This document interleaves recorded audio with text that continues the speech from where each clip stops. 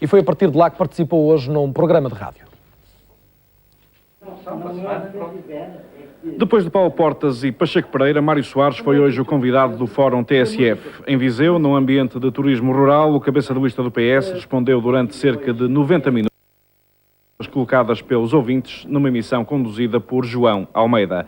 Os temas em debate foram vários, a maioria à volta de episódios do passado político de Mário Soares, velhas questões sempre presentes em períodos de campanha, como o saber se o candidato lê ou não lê os dossiês. Não, eu sou iluminado. Técnico, o senhor, no fundo, a pergunta é esta. O senhor... Lê os dossiês, era a pergunta. Sim. Eu estou-lhe a dizer, se eu não lesse os dossiês... No sentido técnico, não é? No sentido técnico. Se eu não lesse os dossiês, como é que eu presidia aos Conselhos de Ministros e me fazia impor em toda a parte? Como? Pergunto-lhe. Neste fórum ficou também a saber-se que as relações entre Mário Soares e Alberto João Jardim são praticamente irrecuperáveis, mesmo a nível de Conselho de Estado, onde ambos têm assento. Não, o voo sentaram do Presidente da República nos terminar que nos sentemos, mas com certeza que não lhes tenderei a mão, nunca mais na vida, isso com certeza absoluta.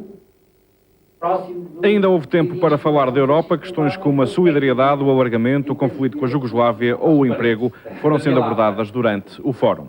No final, o balanço para Soares era, apesar de tudo, positivo.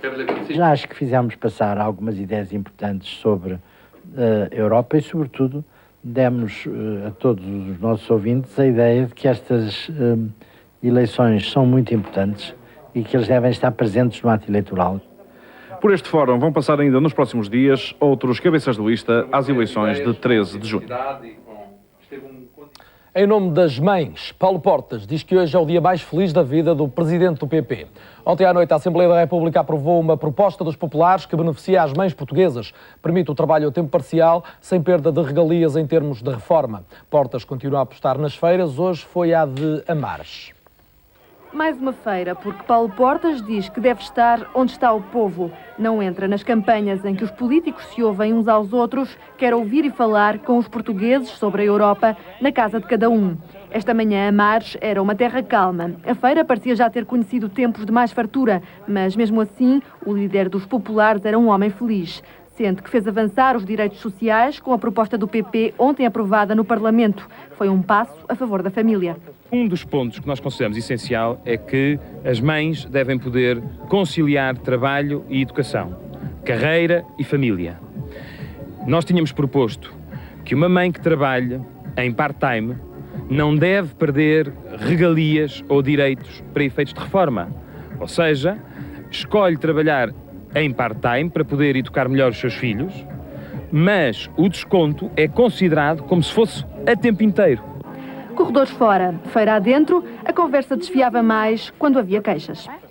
Não dão nada. Mudam isto. Não mudam nada. A gente quer um médico, a gente vai ao médico. Está de greve. Está de greve, olha, não há médicos. Minha senhora vem a casa daqui por 15 dias. Diga assim, olha, bem, a gente tem tempo de morrer. Com certeza. A saúde, a agricultura, de tudo Portas falou. Sempre ao lado dos lavradores, a lembrar injustiças relativamente aos espanhóis, a falar de subsídios, de pensões e de trabalho. Porque é trabalho o que o PP tem para oferecer aos portugueses. Nesta campanha eleitoral, há candidatos para trabalhar, que são os candidatos que vão na lista da direita democrática do CDS-PP. Depois o Dr. Mário Soares vai para o Parlamento Europeu como quem vai receber um doutoramento honoris causa. E o Dr. Pacheco Pereira, também já todos percebemos, vai para lá escrever o segundo volume, o terceiro volume, o quarto volume da biografia do Dr. Cunhal. A direita não se governa com biógrafos do Dr. Cunhal. Depois de umas feiras seguidas, Matosinhos, Viseu e Amares, Paulo Portas voa amanhã para os Açores. O PSD assume a cultura como prioridade estratégica. Os candidatos sociais-democratas dizem que é necessário reforçar a identidade nacional, mesmo para chegar a uma União Europeia forte e coesa. São ideias transmitidas num colóquio organizado pelo próprio Partido Social Democrata. A cultura de cada país é como que um bilhete de identidade dentro da família europeia. Pacheco Pereira diz que as questões de civilização, cultura e identidade são fundamentais para a coesão e segurança europeias. O único fator de unidade profunda da Europa, o único que é verdadeiramente transnacional, é cultural, não é económico. A ideia absolutamente absurda de que alguma vez seria possível construir uma União Europeia na base apenas do entendimento económico é, de todo, uma ideia, quando muito yuppie, se quiserem, mas não tem nenhuma realidade. A Europa nunca se sustentaria se fosse apenas uma realidade económica, se vivesse apenas de um cimento económico. Por isso, o PSD considera essencial lutar por políticas mobilizadoras ligadas à cultura. Propomos-nos intervir em todas as circunstâncias em que a questão cultural possa levantar-se direta ou indiretamente, quer se trate de aspectos financeiros, quer de aspectos ligados a políticas fiscais, quer a matérias ligadas à educação ou ao património ou outros, e entendemos que, em alguns outros aspectos, a questão pode ser abordada sem que ela tenha a ver diretamente com a cultura, mas tendo sempre um reflexo importante na cultura. O primeiro exemplo é o de manter a língua portuguesa como língua de trabalho no Parlamento Europeu. Pelo meio das palavras, a acusação social-democrata de que o PS não teve nenhuma intervenção no Parlamento Europeu nos 5 anos que passaram. Diz o PSD que conseguiu fazer mais com menos deputados. Os social-democratas lamentam ainda que os outros partidos não tenham respondido ao desafio para um debate alargado que tenha como pano de fundo a cultura. Hilda Figueiredo defendeu ontem em Vila Real que a aplicação dos dinheiros da Europa justifica maior envolvimento das câmaras municipais. A candidata da CDU quer que isso aconteça já com as ajudas do terceiro quadro comunitário de apoio. Bom, a medida exata para a concretização deste processo é a descentralização regional através da regionalização. Não havendo. Não havendo, pode ser feito através de uma descentralização da própria Comissão de Coordenação Regional do Norte, com ações, com um organismo descentralizado aqui e com a participação também das autarquias e das entidades empresariais e sindicais.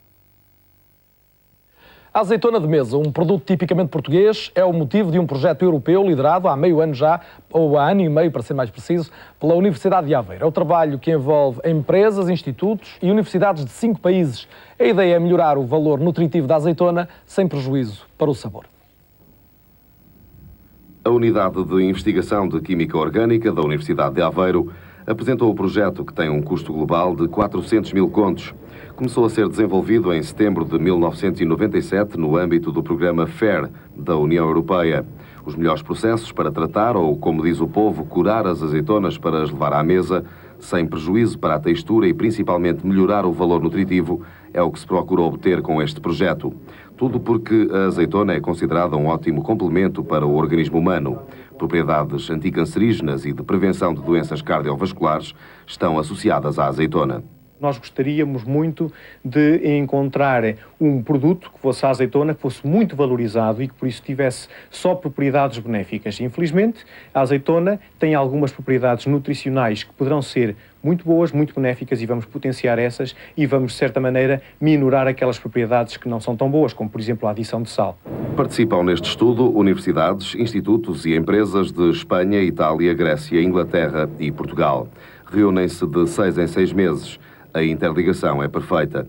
Neste momento, começam a comparar resultados cuja divulgação está prevista desde o início do projeto. Nós, para já, temos 5 indústrias que estão envolvidas diretamente no projeto e, por isso, recebem em primeira mão os resultados das nossas investigações, mas a ideia é, no final do projeto, e sempre que isso for conveniente, podermos disponibilizar resultados para que toda a comunidade industrial possa receber esses resultados e possa também usufruir, uma vez que nós estamos a ser subsidiados pela União Europeia para isso. 2 painéis de provadores, um grego e outro italiano, emitem opiniões acerca das azeitonas tratadas pelos diferentes processos. A busca da azeitona perfeita continua por mais 1 ano e meio.